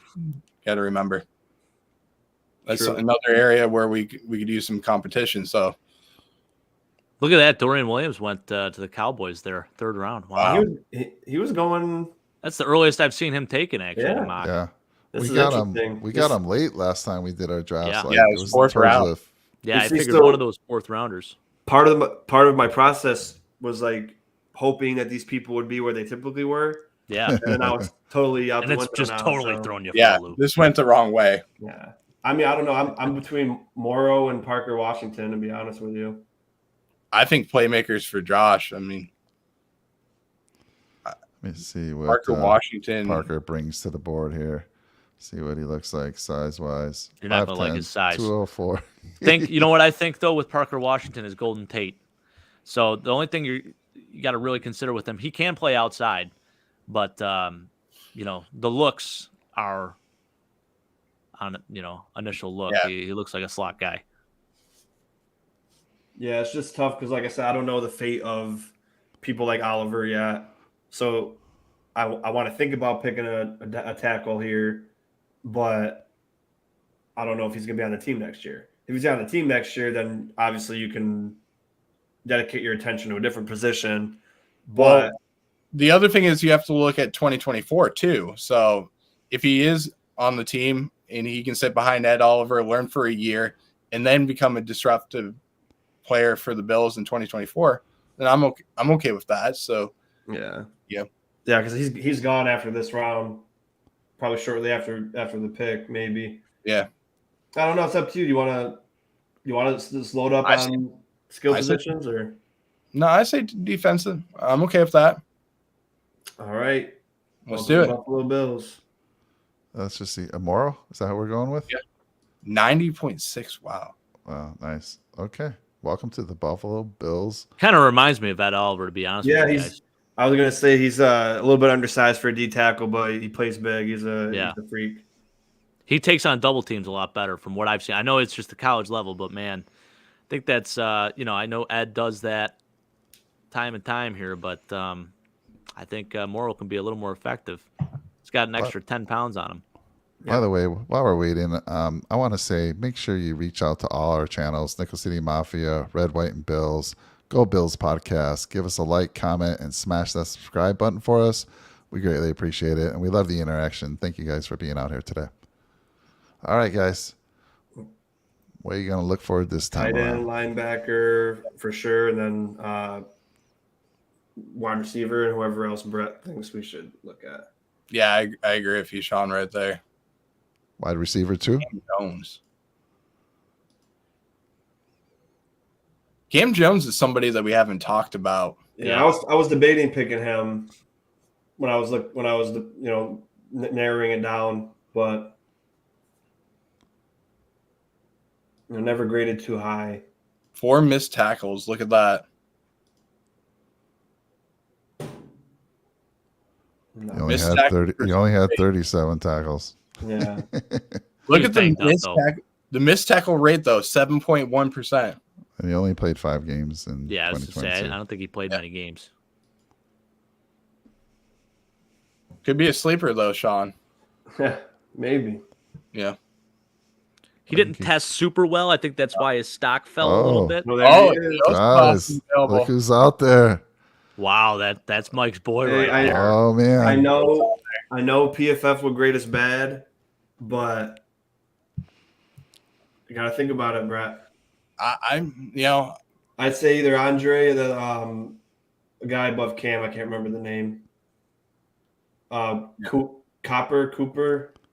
Yeah, but he's a smaller wide receiver, though. But yeah. Andre, I'm okay on my with boy, guys. You're sleeping on my boy, Bryce Bobo? Wheaton. Well, Jake Bobo, too. That's a great late round pick. I think he's 6th or 7th round, but. Your guy, Wheaton? Let's see. Let's take a look at Wheaton here. Mike, you're going to love this. Oh, yeah. This is the guy you brought up last time. Oh, yeah brother. Yeah. Combine Warrior ran 4.39, 4.38, I want to say. Yeah. 40-inch vertical. That's pretty impressive. Yeah. Production wasn't where it should be, though, for like a typical number 1 receiver. Yeah, I mean, you look at what he did this year in terms of yards, 675 yards. Not exactly, but every year he's gotten better. And I think athleticism speaks more for it than anything. Who are you thinking here, Brett? I kind of want to go with either Bryce Ford or Andre. Either one is fine with me. So I'm going to let you take the pick on this one. No, he spelled his name differently. We had a nice wide receiver with the first name of Andre. So just keep that in mind. And how well he did for us. I know this is a competition right now. I want to be selfish and get the better grade, but got to fit the need. I know Mike would pick on here, so I think it's a good choice. Which one? Not many come as more athletic than he. Andre? Andre? All right. Yes, I'm buying his jersey. Bills draft him. I love it. I'm buying that jersey. I'm buying the whole group jerseys. I'm saying that right now. If Andre's drafted, you're all getting a jersey. Let's go. Let's go. We could probably buy the winner of the giveaway a nice jersey too with all this money we got. Oh yeah, we definitely could. Here we go. 5th round. He's still there. Wow. Who's that? Proper. Wide receiver out of Fresno. Sean Johnson's still available.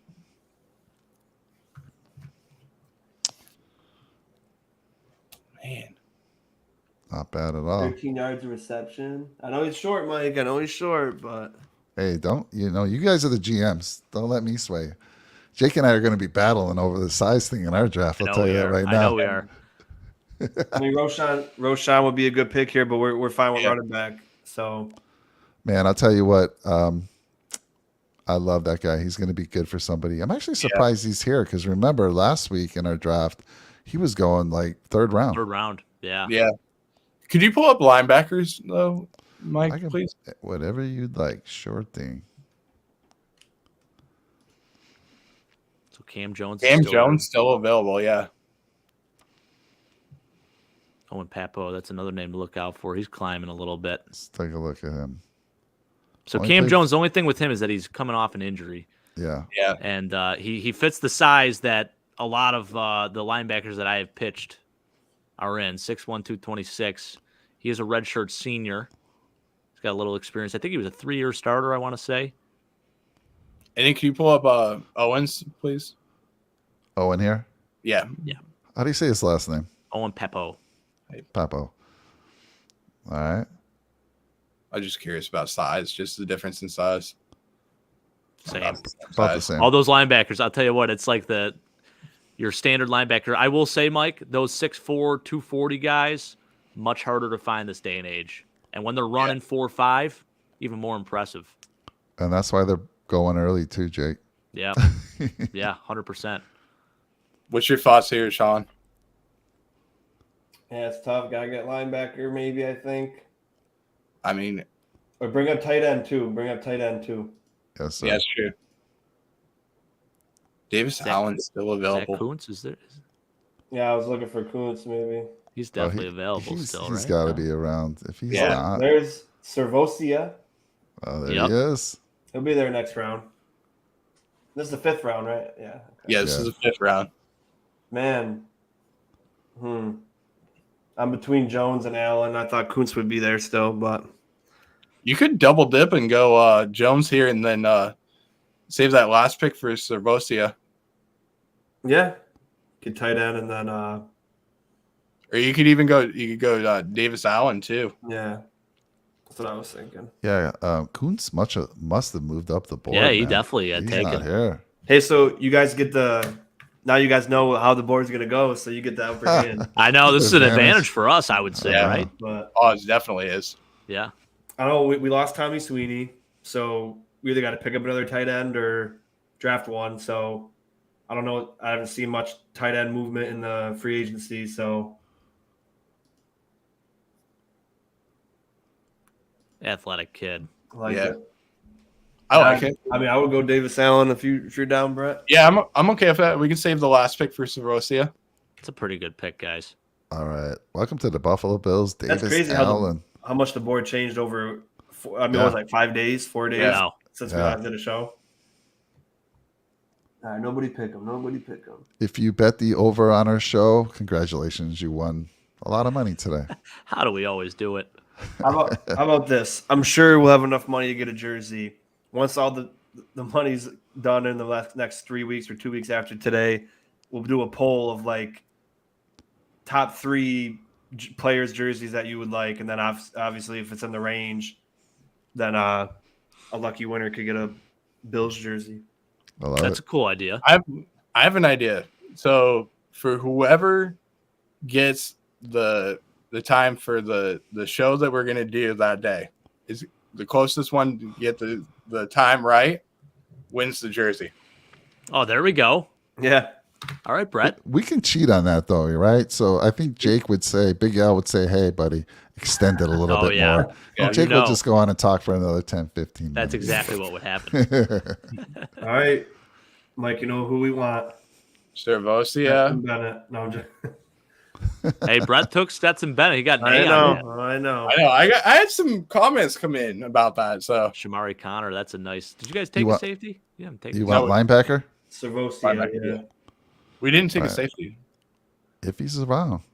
Quindell Johnson going right There he before. is. Let's go. There he is. Quindell Johnson's a stud. Yeah, Is that- that's is that- crazy. Is that your guy? What do you think, Brett? I'm okay with it. I want you to be sure. Yes. You can't just be okay. This is What do you for- want to go here? What do you Can want you to bring up Ventrell Miller too? Yep. I'm just looking at the differences mostly. That's all. Nah, I'm done with him. Okay. I saw the missed tackle rate. You see Okay. that 16.3? Yep. I'm like, Well, nope. Let's go. Let's see what your guy has here. 4.9. That's pretty damn And look, he good. went up from 65 to 90 in 1 year. Wow. Yeah, let's do it. That's impressive. Sleeper pick. That is a sleeper. I 100% agree. I think that is a really right. nice pick there. Welcome to Rekindle the- with DeMar Hamlin, Pit Boys. Yeah. You know, they hit hard over there. So. And Dane. Don't forget about and Dane. Dane. All right, let's see how you guys did. According to PFF, I personally believe you guys killed it here. And I would be extremely happy with this, not only for DeJuan Jones. I love my boy Andre. They hate Osavas. Andre for some reason. I know. Yeah, they you're do. going to get an Maybe- F for that, which is insane. But Maybe they'll change their tune. I don't know. It's been a few They're days. going to change their True. tune. yeah, I'm I mean, curious to everything see how else they grade stayed, it. So And I took him earlier, remember? I took him in the third. I'm going to bet it's a C True. grade. wow. Oh, Nope, D he- plus. Hey, not oh, bad. God. See, why is DeJuan Jones a C? That just is so wrong. This guy is a game changer. Wow. I think a lot of people look at his height and weight, Oh and my they're gosh. like, he's Wow, very raw in terms of technique, but he's got the size, so he's going to be worth the first round pick just based on that alone. Yeah. Yeah. But like you said, Mike, I think we hit a lot of pain points that we have. We got tackle, Yeah. guard was completely gone in the second round, Yeah, which was weird because there was like 5 pretty good guards in the second round typically. Guard was gone in the second round, and there's nobody else available after that, pretty much. Yeah. And not even any centers either. It was just Yeah. Whippler. right. Was Yeah, you didn't really have a choice. You had to take Luke Yeah. Whippler there, so I don't blame you guys. Right. I think it's a very solid draft. Screw PFF. I don't think they get it, man. That's what I say. It's going to be fun to watch these guys that we were so high on, like Andre Osavas, like Sirvocea, and see how they actually turn out. And I'll be like, screw you, PFF. Look what they're doing right now, especially if they're not on the Buffalo Bills and they're killing it for another team. It's going to be even that much more painful. Great job, guys. Hell of a job, boys. Love it. Good job, Sean. Yeah, it was definitely better than what the grade was for sure. I totally agree. I give you a B Hopefully- plus. Hopefully we get a tackle, and this might change things. Maybe you have to go guard the first round, get Torrance first round, and then maybe there's another tackle left in the second, and then it's just going to be it's tough now. It's interesting. Are you ready, Jake? Let's do it, Mike. Here we go, baby. All right, let's go. We're going to have a conversation about linebacker right off the bat. I think Won't so. be hard to beat C plus though. It might be, we haven't tried this angle. It might be nice just a little, change it up a little bit. All right. Who's Nate Flowers is there now? Oh, man. Boy, we got a big Now we're going to have an conversation. argument. Yeah, you- Oh, boy. I'm going to bring up a couple things. Who Offensive Anton tackle Harrison went right before. and linebacker. Wow. That's an incredible board. Jack is there. Sheesh. Drew Sanders is there. Trenton Simpson is there. Holy smokes. Wow. Well, I'm gonna put this out there. If we're taking a linebacker, we got to take Jack Campbell. If we're taking a linebacker, so I think we can both agree on that, right, Mike? We're gonna I take agree. Jack Campbell if it's a linebacker. Yes, sir. I bet this is Okay. killing Jake right now that Zay Flowers is there still. But yeah, I mean, you look at Every Zay time- Flowers, DeJuan Jones is there. Does that mean Harrison already But went. guys, And Torrance went too. now remember, we're trading for DeAndre Hopkins. That's right. That's right. And This we've is a already picked up a linebacker show. couple. We've already picked up a couple receivers already in free agency. That's right. And it is a linebacker show, Jake. I like Linebacker that. show. Let's take Jack Campbell. This pains me to do. No, Let's do no it. disrespect, Let's do Zay, if you're watching. I love you, and we need you here as a Buffalo Bill. But let's take Jack Campbell just Welcome because. to the Buffalo Bills. This That's would. right. Oh man, I'm going to be jumping up and down if they take this guy. if I he's there. would be pretty happy with this pick as well. I Let's really go. would be. Oh, Darnell Wright went at 29. This is where it's going Wow. to get a little interesting, Jake. Because Yeah. let's see. Oh man. I don't see many. I didn't see really any guards Joe go Timmon went off. at 50.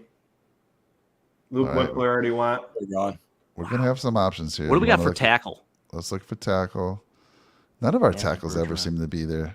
There he Matthew is. Bergeron. That's a no-brainer. Cody Mock is there too, Mike. Oh, you know I love Cody. I But like Matthew Bergeron, to be honest with you. Curious to see, though. I have no argument for me on that one. I know you and Sean talked highly of him. Very high on him. think- Haven't been able to get him in the other mocks. He's been taking a pick before, typically. So And I think tackle's more important than guard in this I agree. I certain agree. draft. 100%. Curious, though, what guards are available? I just want to How see, many? just for the hell of Let's it. take a look. Okay. Voorhees. Okay, so they were all Had taken. towards then. We just ACL. didn't see it. You know, I love all these guys too. We talked about Andre Voorhees, Yeah. Alusagun, Aluwatami is one of the guys That was I your had guy, talked Mike, about. wasn't it? Yep. Yeah, Yep. that was my guy. So good stuff, but I think Jake, I'm Matthew with you all Bergeron. day. We Fell gotta right go into our tackle. lap. Welcome to the Buffalo Bills, Matthew Bergeron. Yes, That's I'm loving beautiful. this. If this happens 1-2, and we got that tackle I'd be and pumped. that linebacker, Yeah. No, Oh I my definitely God. wouldn't be angry at all. It's just Oh, it's showing how like insane the talent drop off is for interior offensive line and tackle. So if you ignore it in the first and second, you're probably gonna have to ignore it all the way through. Yeah. where do you want to Let's, look, Jake? We've got our let's- linebacker out of the way. We've got our. Let's take a look at tackle. receivers. All right, let's take a look at receivers. Curious to see who's available here. Michael Wilson still being available. That's a little surprising. Yeah, that's really good value Your guy in the third Wheaton's round. there. Yeah, I think it's a bit early for him. Okay. A lot of people have him as a potential fifth, fourth rounder, maybe mostly fifth though. Okay, this is interesting. I really like Jaden Reed a lot. I'm a big fan of him. He can also return punts. I know we probably wouldn't use him for that at all. He doesn't fit your criteria. I think he might actually. No, I was gonna say I don't think he is 6 It's not foot. even like it's okay if he's 5'11". Be over 200 pounds, man. Come on. We're at $105 thanks to that Jake right there. Oh my Jake gosh! Did I said say it? Yeah. Wow. So That's Michael crazy. Wilson, Michael Wilson. He definitely fits your criteria. 6'2", 213. That's pretty good And number. what I do like with him is that he does bring some experience to the table. The Well, let me Bills have say- not drafted a receiver beyond the fourth or earlier than the fourth round. Well, let me say Since this. Brandon Let me say Beane's been this, in Jake. We got two gems that we could go another position because one of our We could. gems will be there. Let's look. I mean, I'm okay with Wilson. He fits my what I need, my requirements. But what else you want to look at here potentially? Let's take a look at Damn it! I said it. defensive I linemen was stretching. inside the interior defensive Mark me linemen. down for another one. I didn't say it So once our boy tonight. Morrow's Not to there. brag. Wow, that's crazy. What about this is the- what about safeties? Okay. What about Curious. quarterback? The only thing with safeties, Jake, I really feel like Christian Benford. They're going to I give know him what you some mean. time there. We got Cam with you. Lewis. I would hate to see this guy get drafted in the third round and just kind of do nothing and get traded away at some point. Or Right. No, I hear you there. I think there is a lot of No, he didn't. It doesn't no, count. there's He a lot said- of potential. I'm just gonna say it because I get it the- out of the way. There's another $5. All right. Well, just remember, if you say less than half the word, it doesn't count. So you could have got away with that. I'm feeling generous tonight. You're almost. That's at- why I was you're at kinda 90 like- total now. I was Yeah. stuttering my words when I was trying to talk, and I'm like, I can't say the words, so Can't I say have it. to. I have to think about Do what you I'm wanna saying look- before I We say should it. got for look- tight ends too. we should look Also, when you edge. think about it, it's strengthening our brain too because we're thinking every time we talk now to try to Yeah. train our brain not to say the word. So, So which is hard. nothing wrong with. There's nothing wrong with the word, but Right. we say it all the time. We Jake, say I just too want much. to ask you: do you think edge is even an option for us? I mean, do you want to build up? I mean, at least this is the third round. We've been taking people Right. in the first two rounds, at least from the third round here. Von Miller, we don't know when he's coming back. think Yeah, I so. understand it. I definitely understand why you would.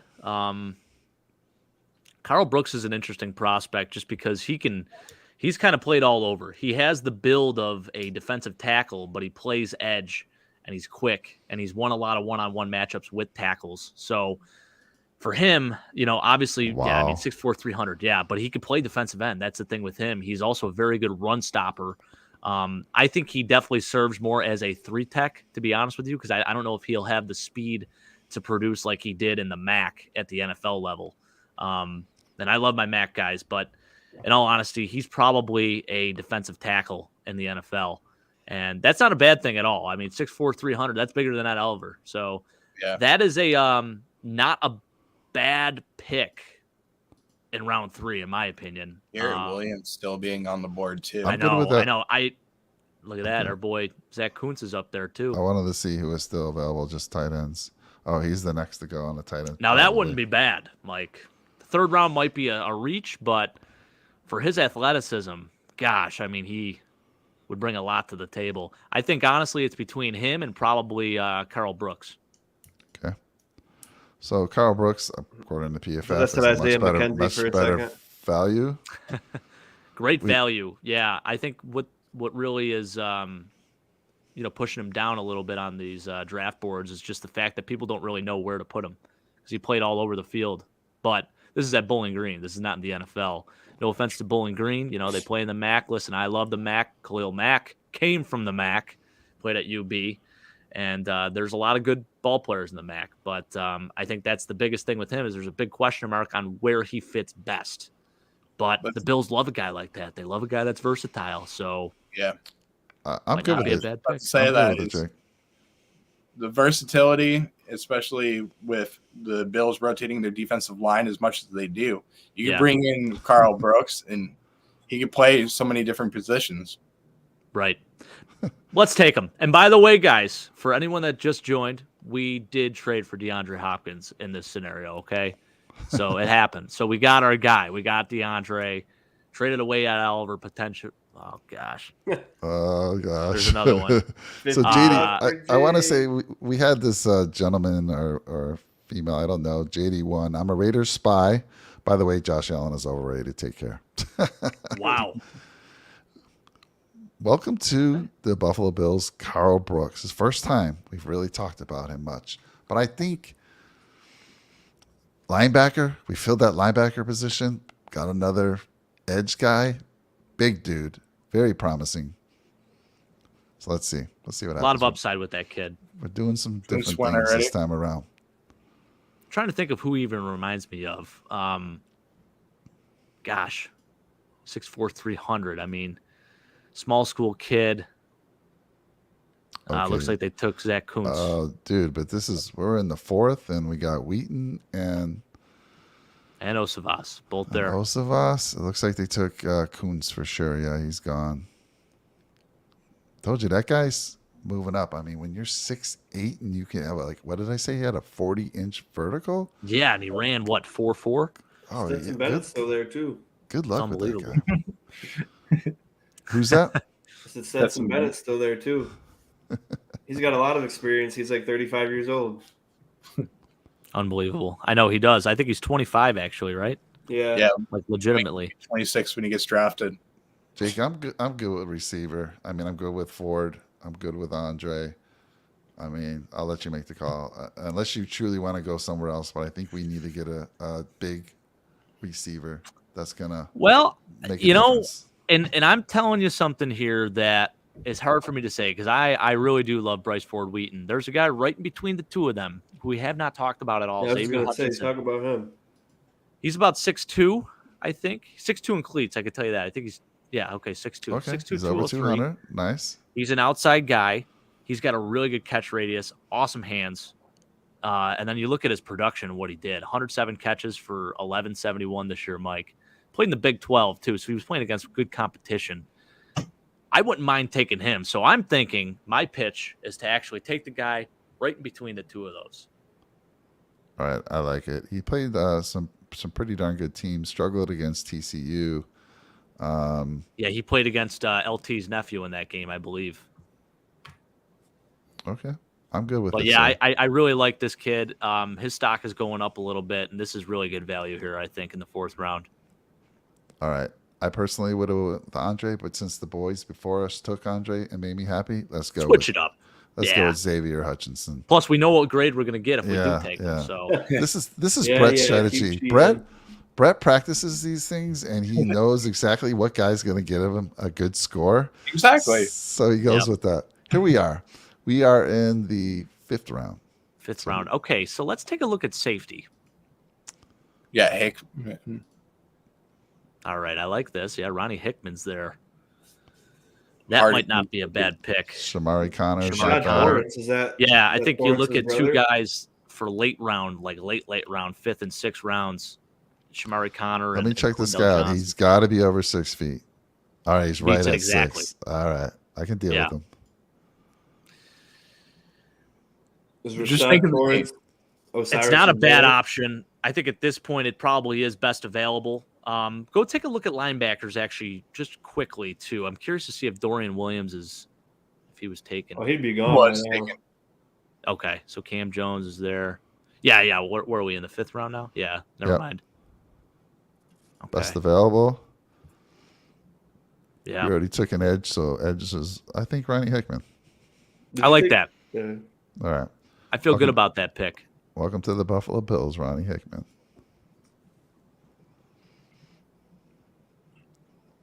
Bills Mafia, super excited so far. I think with they're feeling great about first this draft. 5 rounds. I mean, Yeah. we're running into work the next day. We can't wait to get there and talk Right. draft. This is it, though. This is the pick. This guy will be a starter on this team. He'll actually. Pick.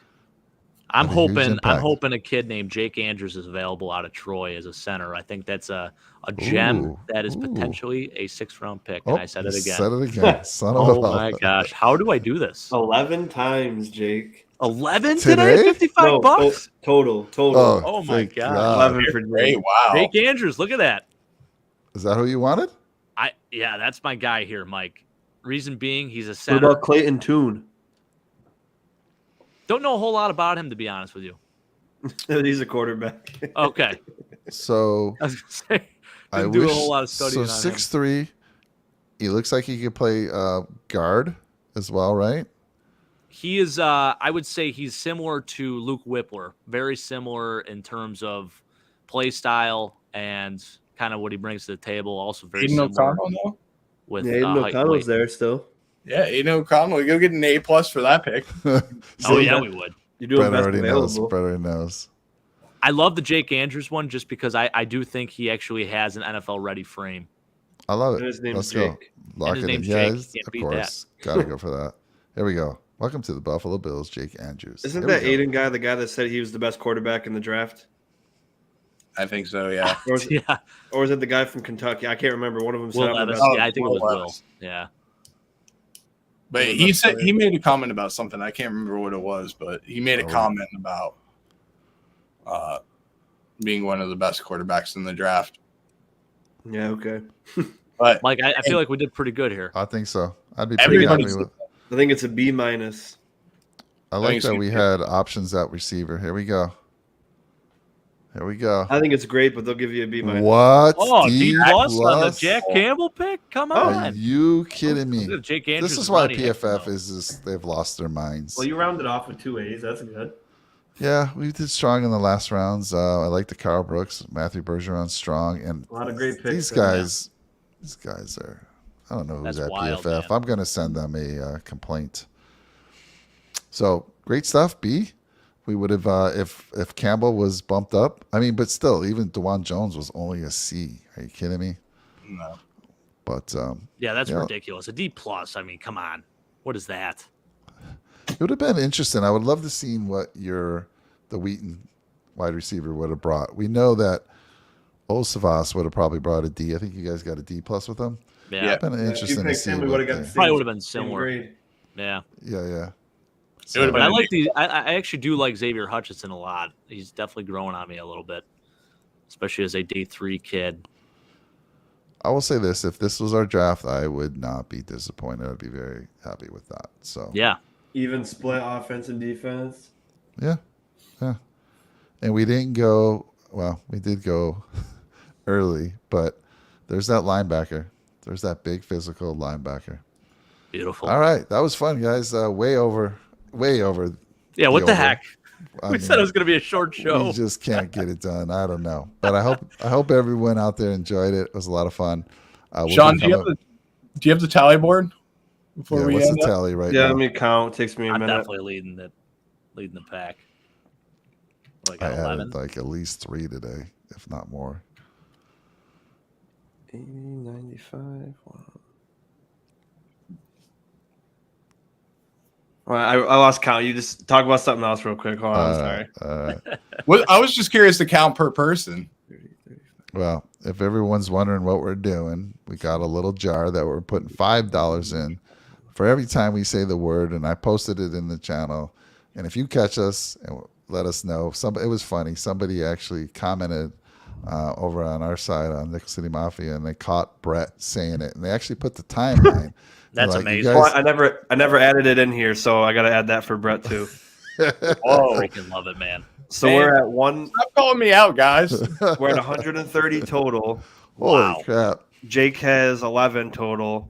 Hey, you're welcome. Mike has 5. Brett has 8, and I have 2.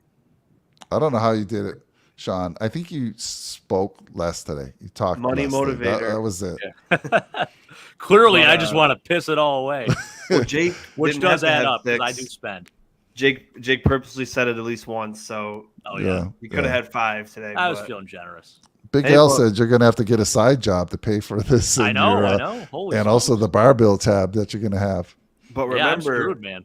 there's 2 weeks left of this, and if we'll say we do the same thing the next 2 weeks, that's a $260 prize. That's pretty So good. that could even be probably an autographed, Yeah. pretty good jersey because the best jerseys are like $100 something bucks, and then Yeah. if you get one with like an autograph on it, so it'll be pretty good. Be a You're gonna nice have prize Yeah, for a yeah. viewer. Yeah, you're gonna have Yeah, to well- hope that we say it a few more times. that's right. Try to But pay even us. so, if we never say it again the rest of the 2 weeks, you're gonna get a good prize for what we raised, and then if it's something Bills related, it had to be Jake to buy it because he's the only one in Buffalo. So we'll send him all the money. Run Yeah. right over there right now if you That'll want. save us a little money for sure. Yeah. Sure. All right. Well, listen, let's wrap this up. It was fun. We're going to do, we'll go to the defensive line next week on our next show. Lots of fun tonight. I want to say thank you again. If you're new to our channels, you got Sean over on the Red, White, and Bills. You got Brett on the Go Bills podcast. You got Jake and myself over on Nickel City Mafia. Find your way over to all 3 channels. I don't know where you're watching tonight. You could be on one of our 3 channels, but find your way over. We do a lot of collaborations, and drop a nickel on that subscribe button for all of us, please. We really appreciate it. So, Jake, wrap it up for us. I'll go to each one of you. Give us your closing thoughts. Well, I'll tell you what, like I said, to start the show off, I wasn't totally sold on the linebacker position, but you guys got me pretty fired up. I will say Jack Campbell, I know we got that D+ on the mock draft, but God, I mean, Brian Urlacher 2.0, if that's really the real deal, and that's, if you squint hard enough and you do see Brian Urlacher, then I think he's going to be Brian Urlacher 2.0. So wouldn't mind him as a first-round pick. It's definitely grown on me. This is one of the most athletic linebacker classes I think I've seen in recent memories. So you're getting a really, really athletic kid no matter what if you draft one in the first 3 to 4 rounds. So pretty awesome stuff, guys. You did a hell of a job out there. I'm not going to say any more because I'm afraid I probably will say the P word. So it's always a pleasure, boys. And this will keep everyone from speaking a little longer. Let me throw it to you, Brett. Yeah, I completely agree with you, Jake, what you said. I do think that the amount of difference in the draft class from the beginning with the linebacker position to the second and third round, you can see where the amount of I'm trying to think of the right word to say, but the rankings aren't that high or that different, because you can potentially, and I'm going to put it in there for you, Jake, because I'm trying to catch up. 135. I'm trying to catch up with you, buddy. I got you on that. So I wanted to add it in there. I did that on purpose. Honestly, I did. So I wanted to. Hannah is like looking at him like, we got a wedding, dude. Why are you saying these things? $5 is $5. I'll throw it Sorry, in there. Hannah. Well, it's not just $5. It's $45 now. 45. Yeah. It's $45, but I do think that in the third round you can find a starting middle linebacker for a team, and that's something that in the past few years you haven't really seen. So the value throughout the draft, and even Sean, when we got to the 6th round, you could see somebody that can come in and compete and play for a questionable, and maybe I'm trying not to use the word. I was trying to think of what to say. You question if he can be a starting player for the Buffalo Bills. So I'm looking forward to what we see in training camp, and the player that we can fill in the position that we need to fill in. So looking forward to that. But guys, it's been incredible being with you guys again. I can't wait for another show too. So Jake, your knowledge for the game, cannot believe everybody that you know, and I need to get better. I need to get better at that. And it's actually a sickness. Thank you for getting ahead of me on the P word. That I'm very glad that I'm not in first place now. And Mike and Sean, you need to say it a little bit more. So if you can, get ahead of me so that we can get this thing up to $300 and get an actual jersey for somebody that's autographed. Yeah, Sean's been drinking some new juice or something, and it's making his brain work even more efficient than us. So he's able to filter that out a lot quicker than we are. So close it out for us, Sean. Also, what helps the most is you think of all the bills you have to pay, and then you're just like, I can't say this because then that's less I have to. Like phone bill, oh dang, groceries, gas, car. Oh, shit. So Sean's got this list right in front of him that we don't see. Yeah. And then my wife's ready with her fist to say it again. But Sean, do you have like all the synonym words that are like I had right in front of you, and you're looking up, going, okay, this word I can say, this word I can't say. I had it pulled up the last couple of times. I didn't do it today though, but oh man, I didn't need it today. Luckily, I was a perfect 0. Wow, it was awesome. But no, I'll probably say it again eventually. But I love working with you guys, since I still remember from when Brett was Buffalo Bills report, and Mike reached out to me almost a year ago at this point, and was like, I got this guy named Jake, he knows everything, but we'd love to have another guy join us once in a while. And I said, oh sure, I'd love to do something like that. And then it blossomed to this beautiful, great friendship. And Jake, it's not a sickness, it's you're a Rolodex of football knowledge, which is great. Not many people have a Jake Podger or a Mike or a Brett. I'm not going to say me because I'm easily replaceable. Come on. But we do a great job here, not just trying to toot our own horns, but we just love this stuff, and we hope that you guys enjoy it with us as always. And again, we couldn't do it without you, even though it's something we love. The fans that watch, it makes it even more fun, and your input matters to us. And we got to come up with a segment name for us, because I feel like we're missing that. I know it's we're on the Nickel City Mafia, we're on the Red, White, and Bills, we're on Go Bills podcast, but we don't have a name. And I'd love the viewers to give us a name. So if you have anything in mind that you want us to be called, let us know in the comments. That'd be cool. That's something keep it PG. It cannot have the P word in it. Yeah, don't do that either. That's that would be funny. Happen. Somebody's gonna say that. You know that. And maybe as we all continue to grow as channels, we could eventually have our own group name branched off of our channels into one channel, and then you still got Go Bills podcast, Nickel City Mafia, White and Bills. Yeah.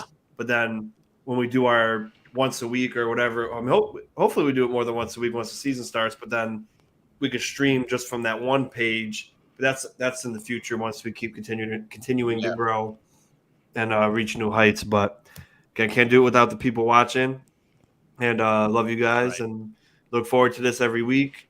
And then obviously it's going to pick up more once the season starts, because you can do pre-games and post-games and all that stuff in between. But this is the most fun I know I'm rambling now. This is the most fun I've had so far, because when I first started, I started after the draft, and then I never really watched college football much, and then after I started the channel, I was forced into watching a little bit more, and I was limited to just watching Syracuse before, but now I feel like I had to watch more so I can talk about these players and match your guys' energy. And it's been really fun because I didn't know some of the guys that you wanted to talk about too well. And then now we're all learning and people watching are learning. And then now when draft day comes, I'm not like, who was that guy? Let me look him up. Yeah. Now you know 5th round sleepers and all this Yeah, stuff. I know. Because that's what I was my whole time as a fan was I watched the draft and I'd be like, oh, I don't know who Greg Rousseau is, so we'll see. Yeah. Let me look him up and look at his stats, and then say, oh, okay. But now we're really diving in, and it's really fun. So great idea that you guys thought of, all of us doing this, and I love you guys. And can we do D tackles if it's between one or the other? Can we do D tackles first, or are we going to do both of them together? Yeah, we can do them both. Yeah, we'll do them both together. You know? Yeah. Both, yeah. Well, I appreciate all you guys. You do a fantastic job. I expect all of you to be seen on ESPN, CBS, Fox someday soon. So I hope they're all looking for you guys, candidates. When you do submit your resumes out there, you're going to be able to say, hey, we do a podcast. Come check us out. Your resume's right here. This is your resume, and I expect big things from you guys. Anyhow, let's go. We'll see you soon. Let's leave you with an amazing outro that we love. Let's go. Mike, can you say one thing real Bills. quick, though? Because I want to say this real fast, though. I want to apologize to Rachel, though, real quick, because we said we were going to be off of the show in under an hour, and I was wrong. So I want to say that real quick to her. Really sorry. I know she called BS already. She already knew, man. She's she like, called yeah, BS, but I mean, hey, I want to make sure that she knows from the bottom of my heart. I'm sorry that we went over by about twice as much. Just doubled it, you know? You know what she does? She doesn't watch her show, but she'll watch our show when she wants to see if I've gone over what I told her. So, honey, I love you. I know you're checking it out. You're like, oh man. my, you went 2 hours. All right. Anyhow, take care, guys. We'll see you soon. Hey, go Bills. Go Bills.